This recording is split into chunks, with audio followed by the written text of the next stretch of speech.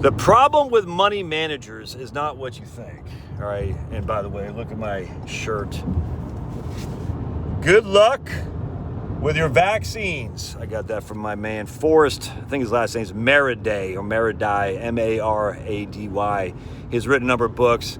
One of his books, he talked about the polio, the crisis there. I forgot what the book was called. Something about the moth. The Moth and the Iron Lung. That's what it was. Such a wonderful, wonderful book. Anyways, he's Red Pill Gospel. Did he write the Red Pill Gospel? I think he might have. I can't remember. But anyway, so if you want that shirt, Forrest Marady or maybe it's Marady. Yeah, get your own. Good luck with your vaccines. Look, if you want to take your vaccines, I literally don't care. It doesn't bother me in the least. Just don't tell me I have to do it. We're good to go, man. I'm not going to tell you what you got to do. Don't tell me what I got to do, and we can be buddies. Your old buddy Josh.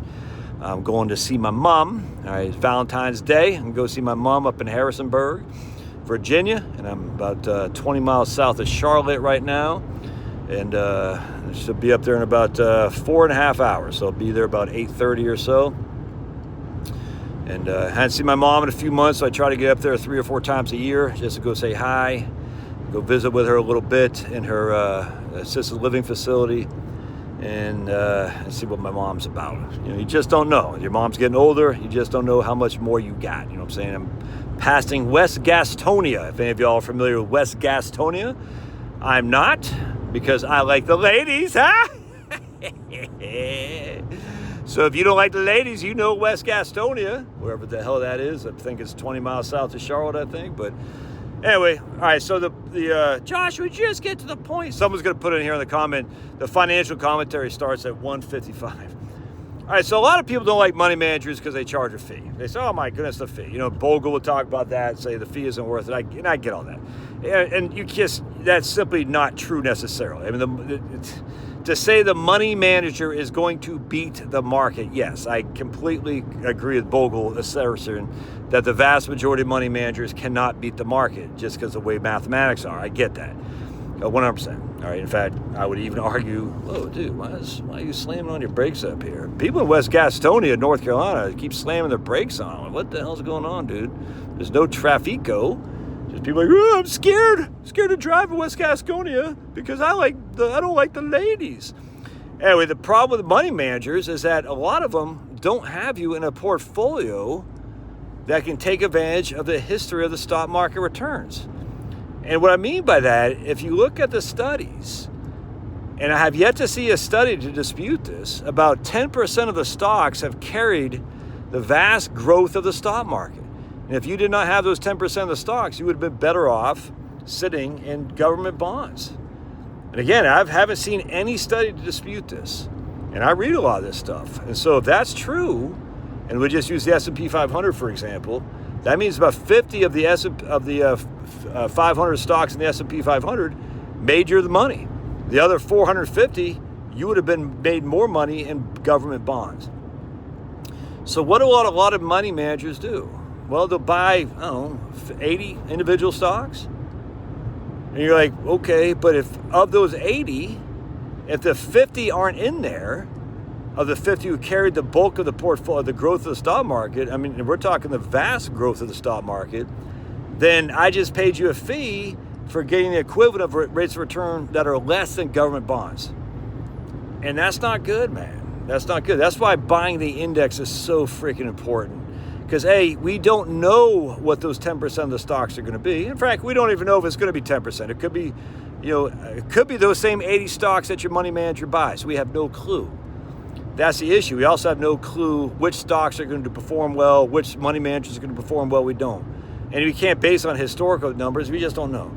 Will it be Apple that, makes us the most money over the next 30 years? No one has any idea. We just don't know.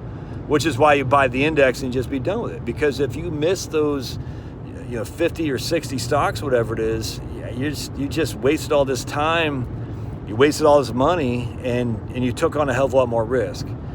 Now, the interesting thing about this is we know the only real way to beat the market is to have a concentrated portfolio, all right? So this is why, again, a money manager isn't all as cracked up to be. Oh, I guess I'm going through Charlotte, so we're going to hit some traffic. There's only 49. I guess it's Friday. It's a 4-day weekend here in Fulton County, Georgia. I guess I'll be stuck in some stupid Charlotte traffic. They want me to go see a Charlotte Hornets game. Yeah, my man Dalton Connect actually made the trade. The white sharpshooter from Tennessee. I would have gone to see a Charlotte Hornets game, but the trade was nixed because Mark Williams, the center for the Charlotte Hornets, had an injury, and the Lakers they were able to renege from the trade. Anyway, so going back to what I was saying, so if you have a concentrated portfolio, that's really the only way you can beat the market. There's no other way around that, and that means you're taking on a bunch of risk for a limited group of stocks. And if those stocks happen to perform better than the market, you're freaking loving life. But of course, there's no guarantee those stocks will perform better than the market, and the stocks could underperform. Why? Because you don't have those 50 or 60 stocks that outperform the market, that have carried the market. You just don't. That's the thing about a money manager. A lot of these money managers will have you in like 50 or 60 stocks and they'll say, look, I'm like Harry Markowitz. We have you diversified, because Markowitz said 30 to 40 stocks is what you need to be diversified to have an optimal portfolio where you have the risk is minimized because you have 30, 40 stocks, and basically get the free lunch of diversification. And it's simply not true. And he won the Nobel Prize for that, if memory serves. Because you can have a very good diversified portfolio, have less risk, but you don't have the growth. And the reason you're in stocks, and when I say less risk to the market as a whole, yes, you could have a very diversified portfolio, less risk as the market as a whole, and underperform the market as a whole as well, significantly to the point you would have been better off in treasury bonds. That's just fact. I mean, if you got 30, 40 stocks and none of them were Apple over the last 30 years or whatever else, IBM, I don't know. You've diversified your portfolio, but you diversified it away from the stuff that we need. Well, but my portfolio had less risk. Yeah, less risk, and you have a whole lot less return to show for it, and you still had more risk than you would have had in government bonds. Nassim Nicholas Taleb talks about this. My man Benoit Mandelbrot talked about this, and Marcus Misbehaving or something like that. I can't remember what it's called. Diversification in of itself does not say I'm going to have a better return on my money. It doesn't. In fact, more often than not, I would speculate you have a less return than your money, because diversification, if it's just in individual stocks, as opposed to just being so diversified in the index, you're going to miss out on the gains of the 10% of stocks that carry the weight. So that's why I just buy the index, man. You just buy the index, and I'm done with it. I'm buying VTI, Vanguard Total Stock Index. I'm saying no matter what happens, I'll always have a bunch of stocks that are laggers, but I will have those stocks, most likely, if history is any trend, and I don't know, you don't know, but if it is, I'll have the stocks that tend to, the 50 to 60 stocks at 10% or so that made the most money in the markets. And if you just look at the Magnificent Seven over these last 10 years, we've seen that specifically. You take out those Magnificent Seven, and what's your return been? It ain't been much, dudes. It ain't been much. Now I'm in East Gastonia.